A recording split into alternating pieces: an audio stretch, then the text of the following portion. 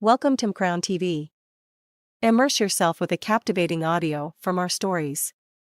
We provide an alternative way to read books in audio. We upload many audiobooks as possible, from bestsellers to timeless classic. Subscribe and stay tuned for new upload. Episode 146. I Know Him.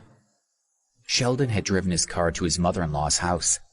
Sarah and Rose got in the car first, while Sheldon and Jade waited outside. Alex had not climbed in yet, and they didn't want to get in the car before him. "Sue, hurry up and get in the car with Mr. Ambrose," Sheldon said politely. Jade also smiled apologetically. Sue and Alex opened the car doors and started to get in. Although Sue was curious about their behavior change, it was refreshing to see her sister and brother-in-law act more nicely towards them. "Get out! This isn't your car," Sarah said as she glared at Alex. "Mom, don't say such harsh words. There's plenty of space inside," Sheldon said with a frown. He stole a glance at Alex. He was afraid that Alex might get angry and reveal that Sheldon was renting the villa from him for the day. Even if there's room for him, he's not allowed in here. He might get the wrong ideas if he gets used to sitting in nice cars, Sarah said as she continued to speak negatively about Alex. She waved at Gary, who was standing outside. "Gary, let's go there together." "Okay," Gary agreed, pushing Alex aside and getting into the car. Sheldon looked at Alex with embarrassment. "Okay, I won't go with you," Alex said to reassure Sheldon as he patted him on the shoulder, smiled indifferently and left. "Don't come back," Sarah said angrily. She glanced at Sue and said, "Why are you still standing there? Get in the car and sit next to Gary." Sue looked at her mother, but she didn't say a word. She turned around and chased after Alex. "Come back here," Sarah yelled after her daughter, but she didn't look back. Sheldon drove Sarah, Jade, Rose, and Gary to the Green Island Garden District. As they drove, Sheldon and Jade felt uneasy. They had borrowed Mr. Ambrose's villa, but Sarah had been unkind toward him. When they arrived, everyone got out of the car. "I wonder if Sue will come back," Gary muttered worriedly. "Don't worry, she'll come back," Rose whispered to him. That day was her grandfather's anniversary, so one of the three girls had to be present. If not, it would be very disrespectful toward her grandfather. "That damn girl better not bring that swindler with her," Sarah said with a dark expression. "Jade, take everyone to the villa. I'll go and buy some groceries now. I'll show you a thing or two with my cooking today," Sheldon said. "All right, Mom, everyone, let's go." Jade led them into the residential area while her husband walked toward the nearby market. As he walked, Sheldon phoned Sue to check in on her. He was relieved to hear that she and Alex had taken a taxi to the Green Island Garden District. He continued to walk to the market to buy some food. Jade led everyone to the villa's front door. When she inserted the key into the lock, her hands were trembling. After all, this wasn't her house. But she heaved a sigh of relief when she heard the door click open. "Come in, Mom, Rose." Jade lightly wiped the sweat off her forehead and gestured for Sarah and the rest to enter. "Gary, please come in." The group walked into the villa. They were shocked when they saw how it was decorated. Inside the villa, the walls were white. There was an arched window to one side with an elegant small living room on the right. The main living room was very large and decorated with all kinds of art. There was a mahogany coffee table, a leather sofa, and a large vase full of daffodils. There was also a winding staircase to the second floor with black banisters. After seeing the decor, everyone's eyes lit up. It looked as if they had entered a palace. "So beautiful," Rose whispered with shining eyes as she sized up everything in the living room. It had exceeded her imagination. "This is amazing. It must have cost a lot of money to renovate to this quality, right?" Sarah snapped out of her daze and gave Jade a big thumbs up. Jade was also shocked. When she looked at her mother, she remembered that the villa did not belong to her. She smiled awkwardly and said, "I didn't spend that much money." "You didn't spend that much money? Fine. I see that the two of you have gained a lot of wealth these last 2 years, her mother said with a smile. She walked with Rose around the living room and looked at the decor. After a few rounds, Rose and Sarah sat on the sofa. Gary and Jade also sat down. Alex didn't want to go to the villa anymore, but Sue persuaded him to go with her. If her mother thought that he had run away, then she would have more reasons to push her toward Gary. "I'm sorry, but my mother is that kind of person," Sue said, as she felt very sorry for the outrageous words that her mother had uttered at her house. "It's fine, I don't mind," Alex said quietly with a faint smile. He was not heartless, but he had experienced excessive bullying before, so his resistance to it had become stronger. "Thank you." Sue felt slightly more at ease. She raised her head to look around the area. With a trace of confusion in her eyes, she murmured, "I wonder which house belongs to my brother-in-law." "Come with me," Alex said, and walked in the direction of the villa. Sue followed him in confusion. Ding dong! The doorbell rang, so Jade went to open the door. "Sue, Alex, you're here!" she exclaimed. Sue glanced at Alex. She couldn't understand how he had known where to find the villa. "Phew, if you had just gone away, I would admire you more as a man. I didn't expect you to follow us here. How shameless," Sarah said coldly when she saw them arrive. Sue was afraid that Alex would get angry when he heard her mother's words, but she looked at his expression and saw that he was quite calm, so she did not say anything. She brought him into the living room and tried to avoid her mother and the sofa that everyone was sitting on. Sarah could only sigh helplessly when she watched her daughter avoid them. "That's right, Rose. How did you solve those problems the last time? I was worried to death." Sarah temporarily ignored Alex and looked at Rose, continuing a conversation they'd been having. Rose had messed with the Heavenly Lion group, and it had caused a huge ruckus in their family. When everyone felt helpless, Rose's family declared that they had solved the problem perfectly. Oh, that time. It was solved by a mysterious person who asked President Chase of the Merchant Union to come forward," Rose said with a smile. "A mysterious person?" Sarah, Jade, and Gary looked at each other in confusion. "Are you saying that your family still hasn't figured out who the person is?" "Yes," Rose laughed awkwardly. "However, it should have nothing to do with my father. It's very likely that it was a student at Preston University."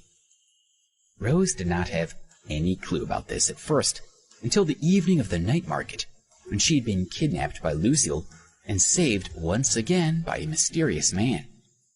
She gradually had a feeling that the person who had saved her twice could be the same person. The people in her circle were all Preston University students, which was why she was certain that this mysterious person was also a student. Thinking about this, Rose could not help but glance at Alex, who was chatting with her aunt. A few days ago, she had thought Alex may be that mysterious man. But now that she had thought about it some more, she decided it was a ridiculous idea. Rose somehow felt angry when she saw Alex and her aunt sitting together. They looked comfortable talking and laughing with each other. "Oh, so it's like that," Sarah said, but she was still confused. She patted Rose's hand. "You must properly express your gratitude if you're sure that one of your classmates has helped you. If it's appropriate, you could also try dating." "Grandmother, what are you talking about?" A rare, bashful look appeared on Rose's face. "Oh, you're still such a shy little girl. I'm telling you the truth. Think about it. The kind of person that can make Donald Brennan of the Heavenly Lion Group back down is not a joke. Just pay attention, okay?" Sarah whispered as she leaned toward her granddaughter. Seeing that Rose's bashful expression was becoming more serious, her grandmother laughed and said, "All right, I'll stop now." Sarah and the group chatted for a while longer, but when Sarah saw Alex and Sue sitting together in the small, distant living room, she got angry. "Rose, that darn liar said that he also goes to Preston University. He's in the same school as you, right? Have you heard of him?" Sarah said loudly on purpose, interrupting their chat. Rose could not help but glance at Alex. She noticed that he was looking at her, and when she saw him sitting with her aunt and looking like the perfect couple, a trace of hatred rose inside her heart. Of course I know him. I met him once when I was doing business with my father at the Metro Skybank. He didn't even have a card. He just rushed in recklessly and hit my head. He's very good at boasting. When my family was in trouble, he even faked that we would be fine, but he didn't do anything. Last week I went to the night market with my best friend, and she'd asked him to protect us. But when we were in danger, he ran away. He didn't apologize or show any concern. He didn't do anything at all, Rose reflected.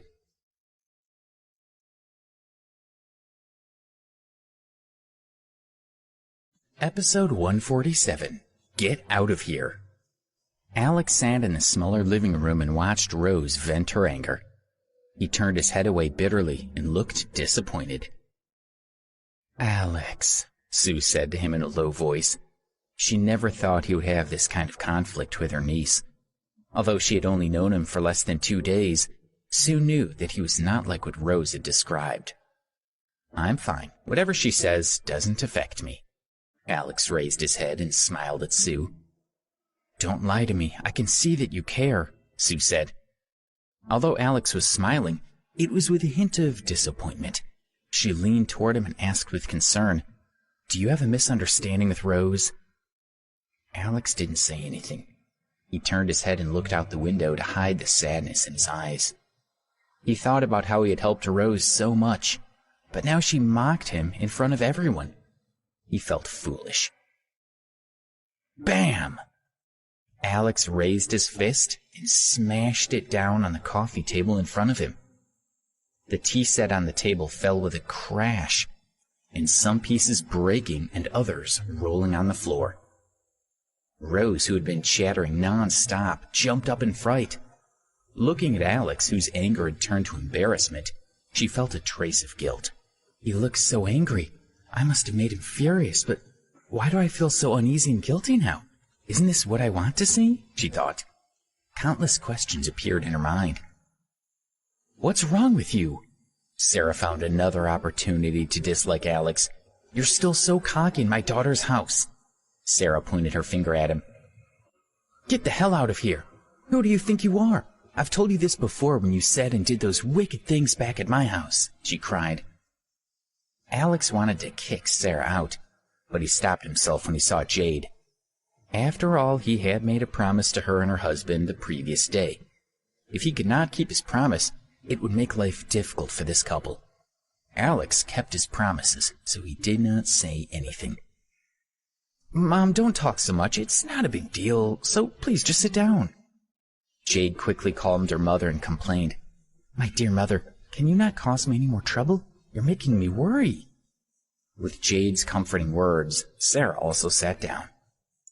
Ding dong. Jade ran to open the door.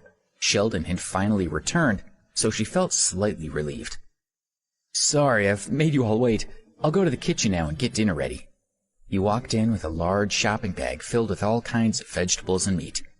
On his other hand were live chickens. Where's the kitchen? Sheldon whispered to Jade. She ushered him toward the kitchen. Very soon the sound of tinkling could be heard. Sarah stood up and went to help them cook. All goes well. Gary couldn't get close to Sue now, so he decided to make her mother happy before making a move. He followed Sarah into the kitchen. Rose's mood was somewhat calmer. She walked up the stairs to the second floor to look around. Cluck, cluck, cluck. The shrill sound of a chicken being slaughtered rang out from the chicken. Georgina had been quietly sitting in her room when she heard the sounds of clucking with her sensitive ears. She slowly opened her eyes and stood up. For the first time, she opened the door and slowly walked out of her room. Rose was in a room on the second floor and did not notice Georgina, the grandma, passing by. Grandma walked down the stairs slowly and lightly. She did not make a single sound. It was not until Grandma got down the stairs that she noticed there were more people in the house.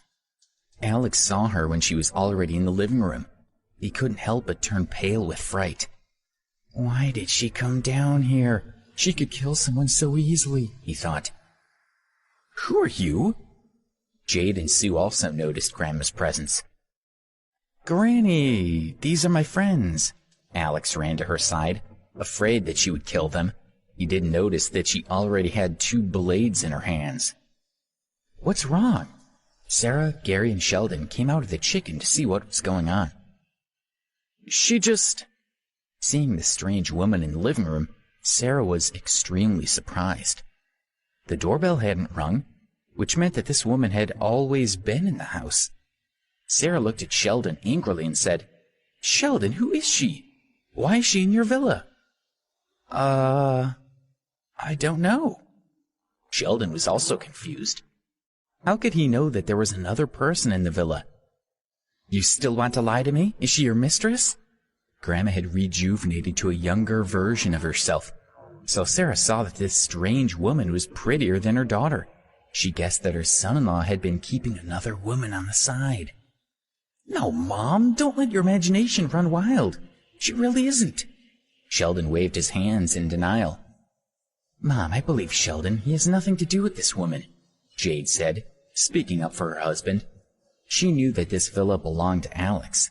Even if there was a hidden beauty inside, she would be here because of him and not her husband. You're all in trouble, Sarah cursed loudly. You're so noisy. The woman's sharp eyes landed on Sarah and the rest of the group. Her gaze stabbed into the vase beside them. As her pupils constricted, a daffodil fell to the ground. The vase lifted and flew towards Sarah and the others with a loud crash. They screamed, but they didn't know that it was the woman who had caused the damage. This vase is so odd, Sarah sighed and continued to snap at the intruder. Little Vixen, get the hell out of here right now. Are you tired of living, damn you? The strange young woman got angry when she heard Sarah. Her palm moved and a blade appeared. She wanted to end the noisy woman's life. Seeing this, Alex was shocked and hurriedly grabbed Grandma's hand. Granny, no, they don't understand. Please leave them alone, Alex said in a low voice. Let go. Alex knew that at least one person would die if he let go of her. Although he was afraid, he still held tightly onto her hand. For some reason, the gaze of the strange woman standing in front of her made Sarah's heart turn cold, and she took a step back. Sarah, don't be afraid. I'll protect you. I think she wants to beat you up, so I'll defend you. It was a good time to please Sarah, so Gary volunteered to protect her. Are you still not letting go? Grandma's shoulders trembled, and without exerting any strength, she caused Alex to feel a sharp pain in his arms. He felt as though he had been twisted into a circle, but he still did not let go of her. Seeing Alex grit his teeth, Grandma's heart skipped a beat, and her eyes became blank for a moment. She seemed to have thought of something. Let go, she demanded. Alex had no choice but to let her go after Grandma put in a bit more effort. He fell to the ground with both of his arms aching and sore. The moment Alex released his grip on her, she quickly raised her hand and several sharp blades flew out. Alex's heart instantly turned cold. Shoot, shoot, shoot! In less than a second, 6 or 7 blades flew through the air.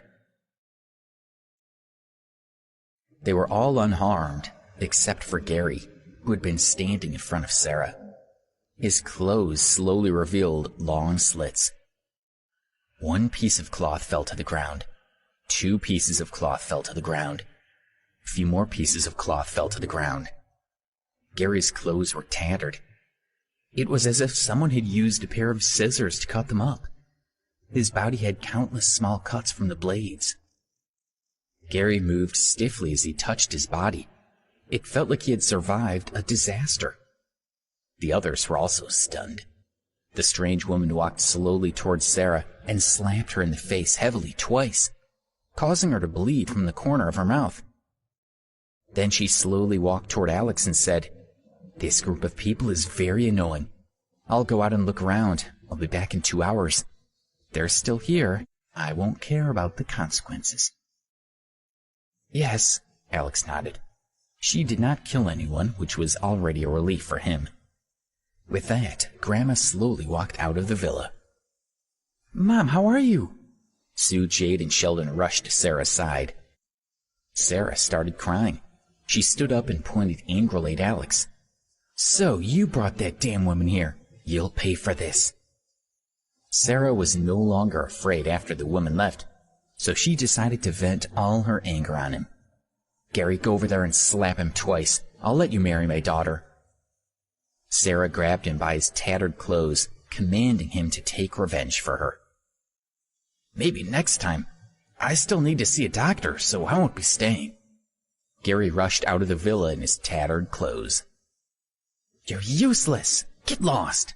Sarah cursed at his back. "Sheldon, this is your villa. Kick this bastard out, and then help me call the police to arrest that damn woman." Sarah felt extremely upset and wanted Alex to pay the price. Sheldon mumbled in embarrassment. This was Mr. Ambrose's villa, so how could he kick him out?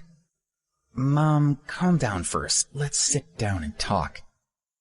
"What are you talking about? I don't have anything to talk about with this damn swindler." Sarah was flustered and exasperated. She stood up and walked toward the door angrily as she spoke. Sheldon and the rest of the group could not stop her. "You stay. I can leave," Alex said. It seemed he had no choice but to go away. He walked over to Sheldon and patted his shoulder. "I'll leave now and come back in 2 hours." "Get lost! What right do you have to come back here in 2 hours? Do you think this is your home? We don't want to see you again."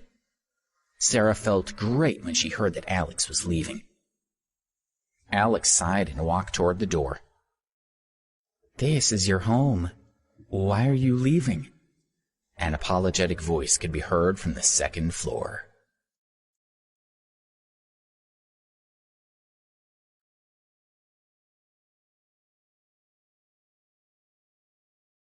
Episode 148. Rose Cries Her Heart Out. The voice belonged to Rose. She stood on the second floor and looked down at Alex. She seemed to be overcome with feelings. Her words had stopped everyone in their tracks and made their hearts tremble. "Rose, what nonsense are you talking about? Hurry up and get down from there. Stop messing around." Sarah thought Rose was just spouting nonsense. Alex prepared to leave the villa in case something else happened. "Stop! Alex, where's your bracelet?" Rose asked. "Bracelet?" he thought. Alex felt around in his pockets. "Damn, where is it? I had it in my pocket. It must be under my pillow," he thought. His heart tightened. He looked at Rose again. She slowly lifted her hand, and she held his bracelet up for everyone to see. Rose had casually walked around the rooms on the second floor and accidentally walked into Alex's room without knowing it. She had sat on the bed and found a bracelet under the pillow. She had been sure that this was Alex's bracelet. Her heart had filled with mixed emotions. She had sat on the bed and thought about this for a long time. She had not heard any of the fighting downstairs. She had only walked out just now. Rose walked down the stairs with the bracelet in her hand. She walked up to Alex and asked, "This is your house. Why are you leaving?" Everyone still could not understand why Rose had decided this bracelet meant that the villa was Alex's home. "Rose, what happened to you?" asked Sarah. "That's right, Rose, this is my home. Why are you saying it's Alex's home?" asked Sheldon. "Stop joking, this isn't fun," said Jade. "Oh, so you're talking about that bracelet. I left mine in the dorm. The bracelet in your hand isn't mine. Mr. Brown told me earlier that he also had brought a bracelet, right?" Alex tried to think of an excuse to get through this awkward moment, but he was interrupted by Rose. Even now you still want to lie to me. This bracelet looks just like mine, so how could I not recognize it?" Rose said with a wry smile. Alex was speechless. He remembered that the last time that they were at the Angel Bar, Rose had put the bracelet on his wrist, and he had not removed it for a long time. He let out a sigh. It was useless for him to say anything more. When I was kidnapped by Lucille, it was you who sent those people to save me, wasn't it? Rose gathered up her courage to ask him. Alex remained speechless. That time when I was at the Berkeley Hotel, and Manager Woodsworth didn't want me to pay, that was also because of you, right? She asked. Alex still stood there speechless. He just looked at Rose indifferently. Her eyes started to fill up with tears. It was you who asked William Chase to help me, right? Rose's voice began to choke up with sobs. She felt like her throat was burning, making it difficult for her to speak. Alex continued to look at Rose silently. Rose burst out crying. Her small, pale face was covered in tears as they rolled down her cheeks. This man had been helping her all along, and she'd been paying him back by taunting him in front of her classmates, denouncing him in front of her family, and humiliating him at hotels, in restaurants, in dormitories, in night markets and bars. The person who had been so good to her and helped her get through all these difficult situations over and over again was precisely this man whom she had humiliated. How shameless she was to do such a disgusting thing to him. Rose was crying so hard she couldn't even breathe. Her family looked at her with stunned expressions. Rose, what's wrong with you? What should we do? What's wrong? Don't cry, just breathe. What is it? You can tell your grandmother. Don't cry so much, my child. They gathered around Rose and looked at her worriedly. But Rose walked in front of Alex and gazed at him with tears in her eyes. I was wrong. I'm so sorry. I was wrong. Please forgive me. Rose kept saying those words over and over again. She wanted to hear him forgive her. All right, you don't need to say any more. I'll forgive you, Alex said with a frown. He hated Rose's actions toward him, but when he saw how much she was crying now and how sincere and humble her apology sounded, he was quite moved. She felt that she truly meant it this time. Thank you, Rose said sincerely. Alex's forgiveness had made her feel much better.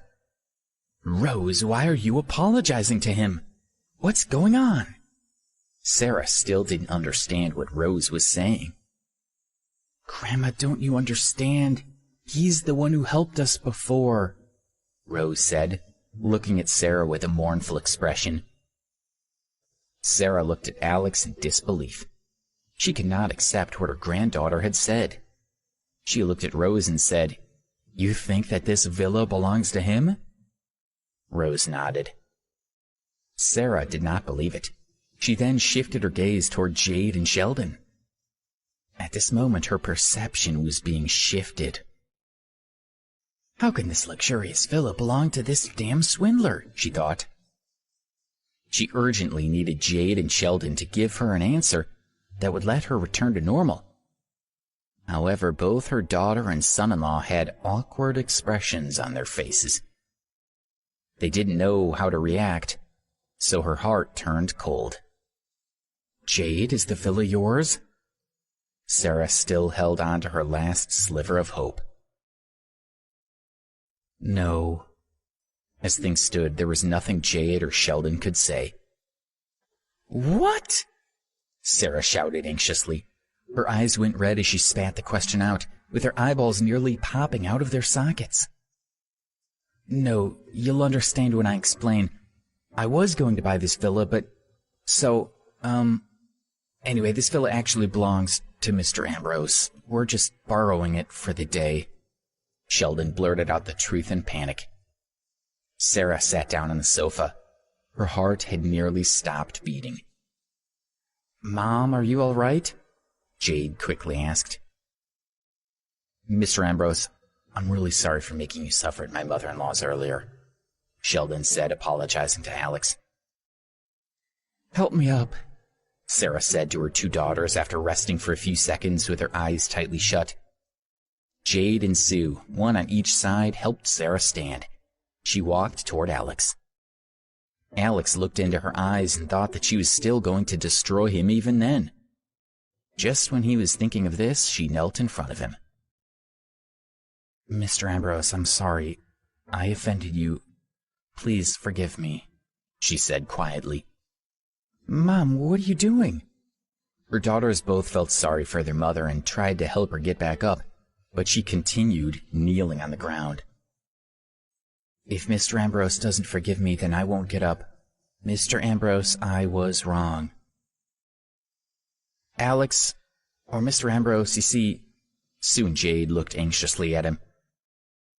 "Okay, get up." Alex let out a heavy sigh. He wanted to make her kneel on the ground for a bit longer, but he thought about her age, so he relented. "Thank you, Mr. Ambrose, thank you." She was extremely grateful as her daughters helped her to her feet. "Sue, I don't need your help. I'm still healthy. Let's all sit down. Sheldon, go to the kitchen and cook so we can let Mr. Ambrose eat. Sue, you don't need to worry about me. Just go and sit with Mr. Ambrose."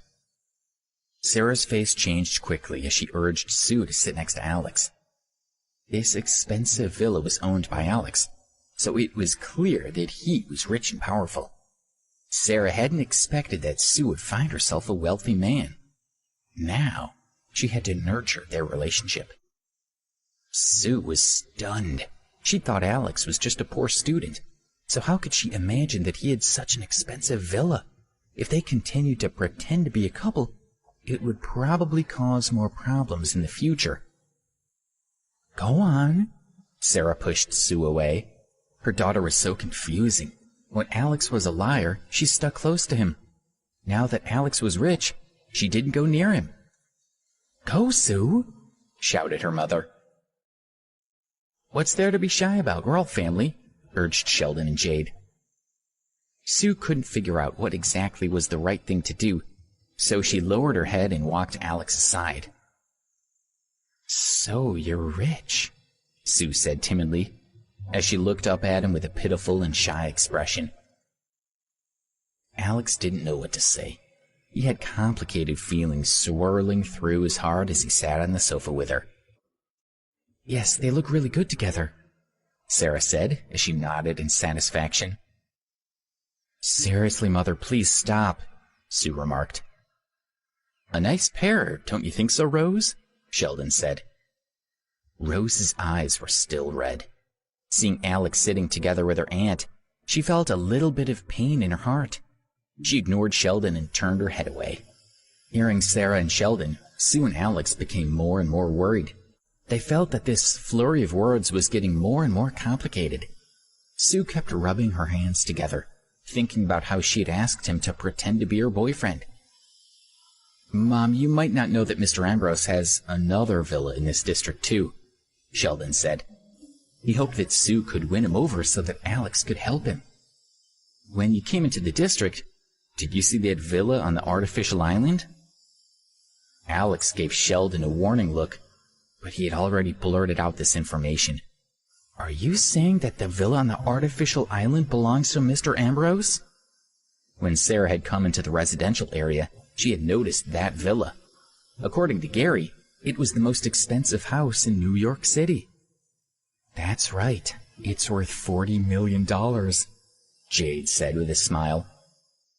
Rose's mind was a mess. She looked at Alex quietly with her heart racing. She felt that he was a very strange and mysterious man. Mr. Ambrose, I didn't expect you to be so powerful." "No, that's not what I meant. I mean, you really have a lot of money. I'm not... Oh my, look at me. Whenever I'm nervous, I always say the wrong thing." Sarah became incoherent. Her mind was filled with thoughts of her daughter becoming immeasurably wealthy.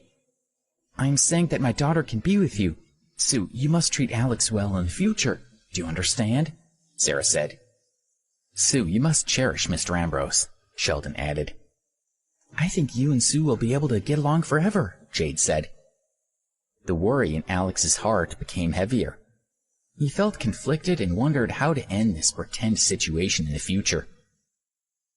Calm voice spoke up. You guys have misunderstood. Mr. Ambrose and I are not a couple.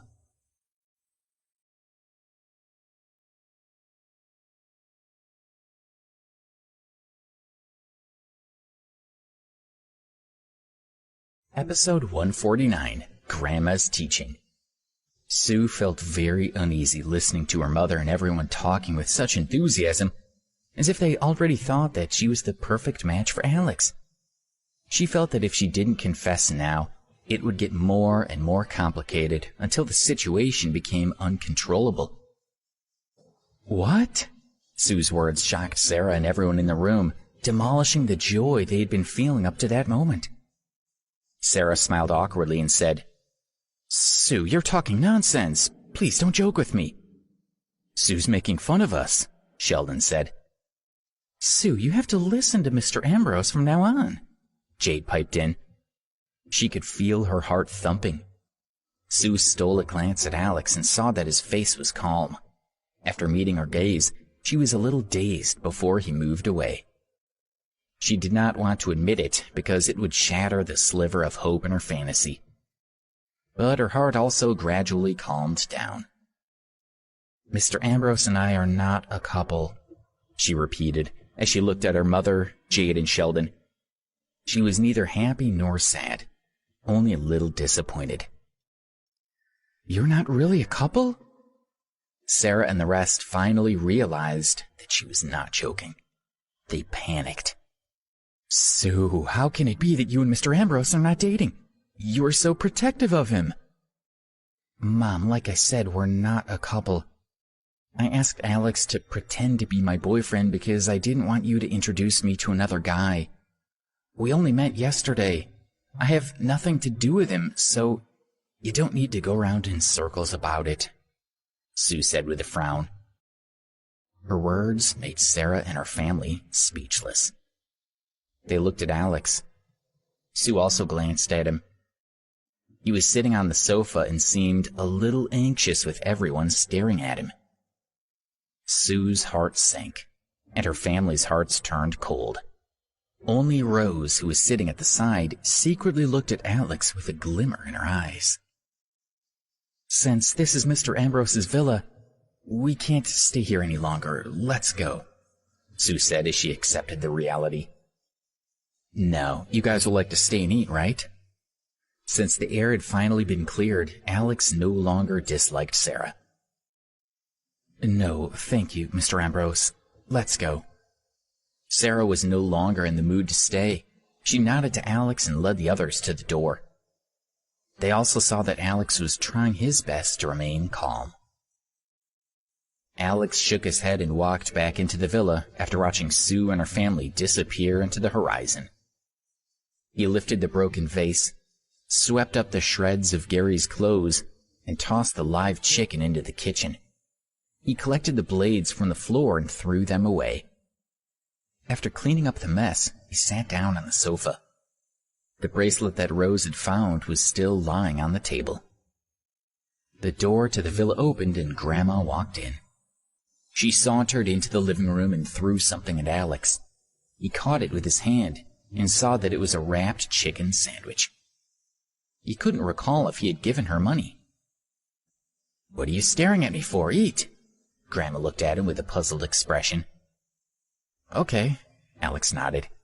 He did feel hungry, so he put the bracelet down on the table and started to eat the chicken sandwich. Huh? What are you doing with that bracelet? Grandma looked at the woven band and became interested in it. She walked up to the table, picked it up, and started to play with it. Oh. Alex paused as he took big bites out of a sandwich. He was really hungry. I went to the night market the other day and a seller gave me 2 bracelets. She said that as long as 2 lovers wore them, they could always feel the presence of the other, no matter how far apart they were. Now that I think about it, I'm so stupid. How can there be such a thing? He smiled as he chewed. Hearing Alex's words, Grandma laughed softly and said, She was just a normal person. How else would she know how to deceive you guys?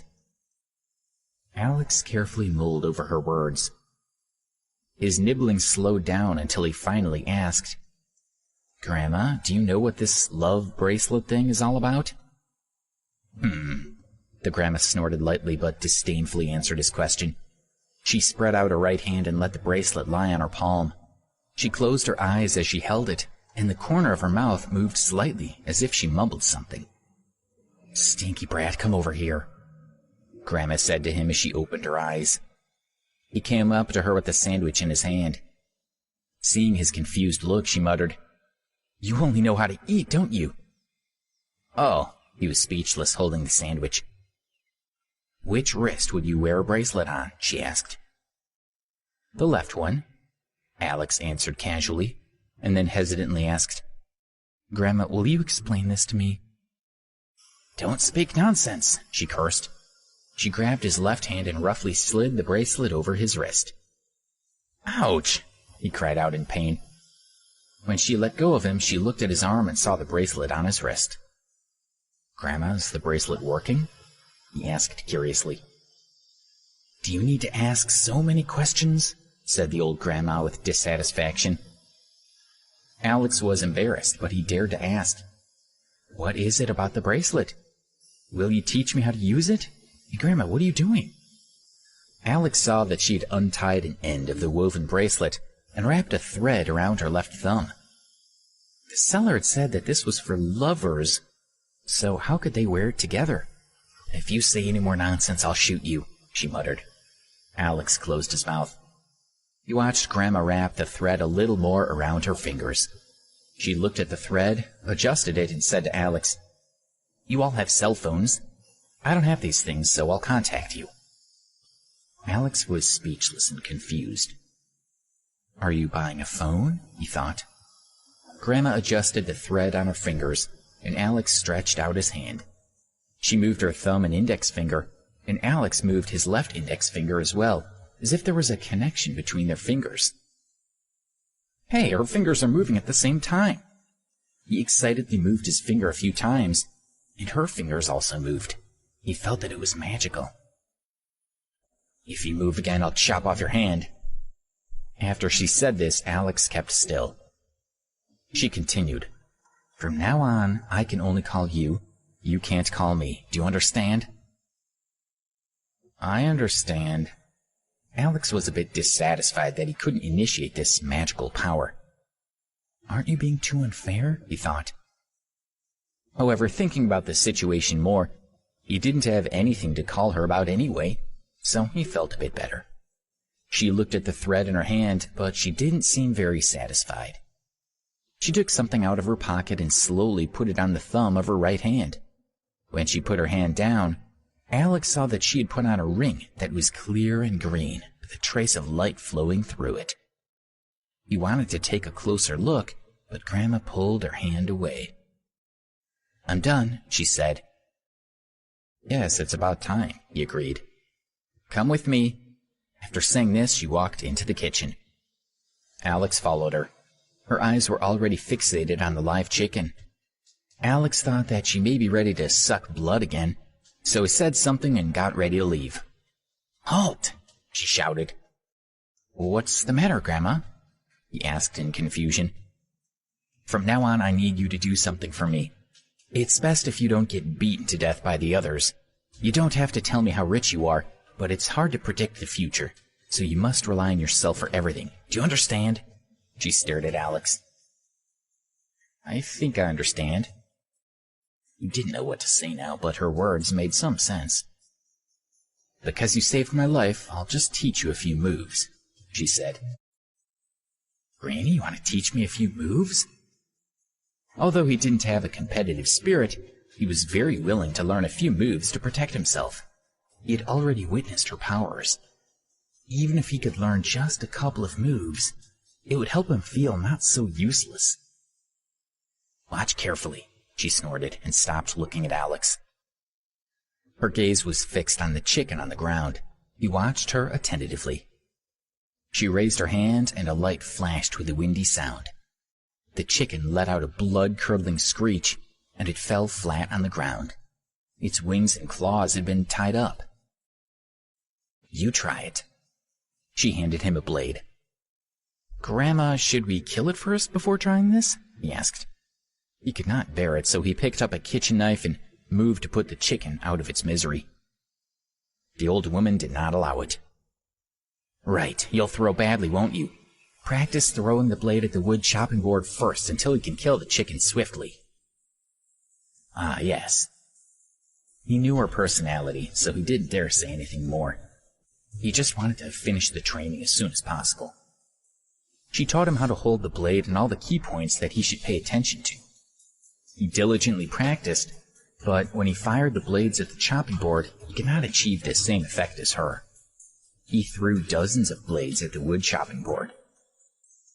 I won't teach you any more moves, you're not good. She scolded him in a flustered manner. Grandma, I'll do it again. I'm getting some feeling for it now, he said. He recited the words she had taught him and raised his hand steadily. The blade flew and stabbed the chopping board solidly in its center.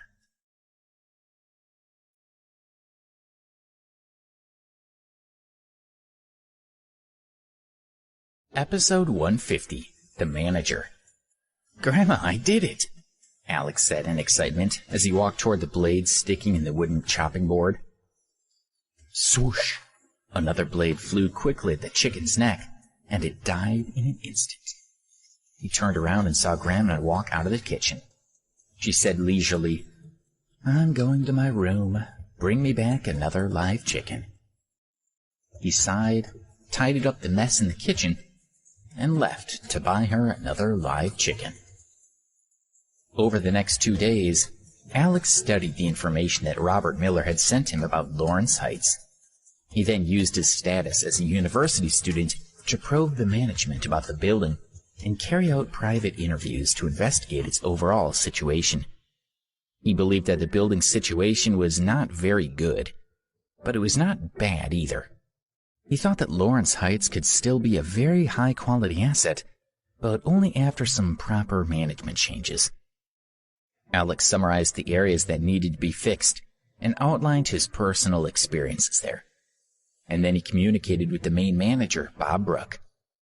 He told the manager that he had a time limit to make the changes he requested, otherwise he would remove him from his position.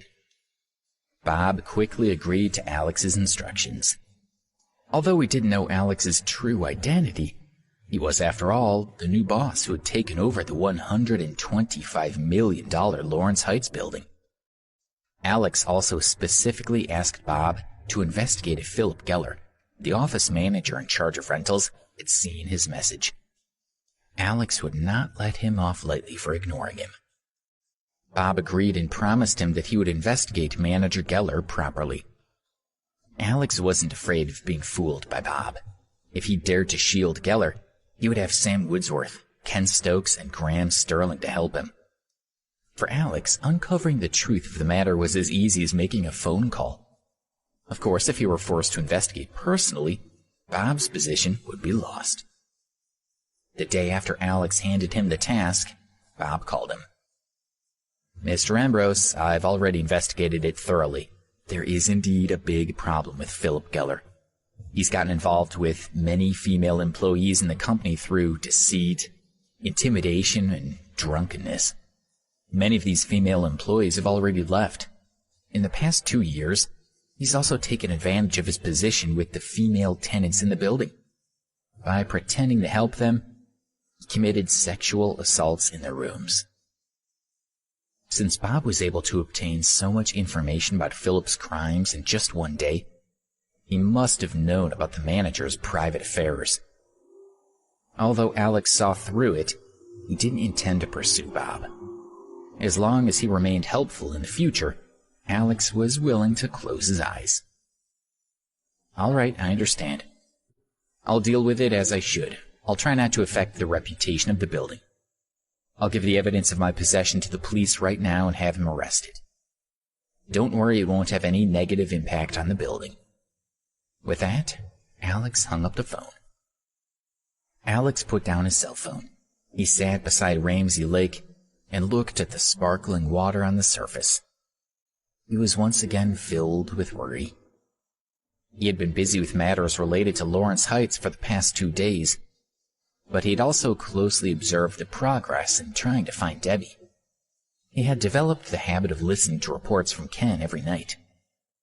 For example, Ken had sent people to Debbie's hometown to check where she used to work, along with the places she used to visit. They had searched through a couple hundred cities by then, and it was hard to believe that they could not find her anywhere. Alex closed his eyes and took a deep breath. He told himself that he would be reunited with Debbie in a short time. "Alex, let's go." Ben and Carl walked over to Alex's side and lightly patted him on the shoulder. A few days ago, the classes at Preston University had finished for the summer, so the two friends were going back to their hometown that day. "All right, let's go. I'll be happy to take you two to the train station." Alex adjusted his mood, stood up and patted his two friends on the shoulders. "Are you really going to work here alone in New York? You're going to suffer. Oh yeah, why isn't Debbie here? We're all about to leave, so why isn't she coming to send us off?" Ben teased. Last time when Alex and Slayer had killed Henry, Corey and their underlings, Alex had tricked them into believing that he had found a mysterious person to help him get through it. Ben and Carl were suspicious, but the situation was still good. Alex never told them about Debbie's disappearance. "You guys talk too much. Let's get going." Although Alex was smiling, his eyes still flashed with sadness. He chatted with Ben and Carl and walked toward the gate. "You two should think about some important things in life. You're still single after 2 years in university." "Are you looking down on us?" said one of his friends. There were many couples carrying suitcases while walking under the shade trees along the university's road. The men were pulling suitcases for the women, and the women were saying sweet things to the men. Listening to their sweet words, Alex's heart was heavy. If Debbie were still here, wouldn't I be pulling her luggage? He thought. He pushed Ben and Carl into a taxi and rushed them to the high-speed train station. After sending his friends off, Alex finally walked out of the station. He called a taxi and headed toward Lawrence Heights. He wanted to go to the building and find answers to another question, and he also wanted to see that upright and strong woman, Sue. He didn't know if her mother still approved of him after they had left the villa. It had only been a few days, but the condition of the building had improved quite a bit. At least the people at the reception were not playing around during work hours. When they saw him walk in, they politely asked, "Hello, sir. May I ask if there's anything I can help you with?" Alex leisurely wandered around the building for a while, and then he walked toward the room he had rented. When he was almost at the door, he became a little nervous. Thinking about Sue's face, he could not help but feel a little bit softer. He opened the door. Sue was not inside, so he looked around and found the room neat and clean. There was not even a speck of dust on the windowsill. It was much cleaner than when he had given it to her. She's a good girl, Alex thought. He was lost in thought, but a sound coming through the windows of something breaking startled him. He looked up. Bang, bang, crash. Knock, knock. Sounds were coming from the ceiling. What are they doing up there, he wondered. If I'm in 1403, this noise would be coming from room 1503, he muttered. This was not good, as the noise was coming from the first room that he had chosen that day. He had given it to a young woman, Lindsay Marvel, who had walked into the building after him. Thinking of Manager Geller, Alex ran out the door. In room 1503, a young woman had her hands tied with a rope, and her mouth was covered with tape. She leaned against the desk and wanted to run, but she could not get away. The woman looked at Manager Geller in fear. Lindsay, don't be afraid. I'll love you gently. Come into my arms and let me hold you. Philip's eyes sparkled as he looked at her. He had originally planned to wait until the time was right before he went after Lindsay. However, an hour ago, he had been hiding in his office watching adult movies. When he had seen an interesting part, he had lost control, so he had run up to the young woman's room. He put a Viagra into his mouth and swallowed it. Now that I've taken my medicine, I'll be super strong. I'll take you to the big bed. He approached the young woman with blurred gaze. You're the prettiest and youngest of my targets, my darling. He pounced on her. She was so scared that her heart felt like it was going to fly out of her body. She kicked his legs and quickly dodged him. She continued staring at him in fear. He stood up while holding onto his leg and looked at her in pain and fury. Don't do this to me, okay? Why is everyone doing this to me? He looked excited. You're from the city, right? You're rich, right? He spoke to her softly. I can tell you that I came from the countryside, from the poorest and dirtiest part of the countryside. He paused and slowly carried on. My dad abandoned my mom and ran away when I was young. When I was 6 years old, my mom had gone too. I grew up eating scraps. Otherwise, I would have starved to death. Philip continued reflecting on his difficult past. When I was 14 years old, I used the little money that I had to take the train for a day and a night to New York. When I arrived, I could only find low-paying jobs. So that's what I did every day. I wanted to find a nice girlfriend too, but the women just laughed at me. They mocked me and ridiculed me. They were really mean to me.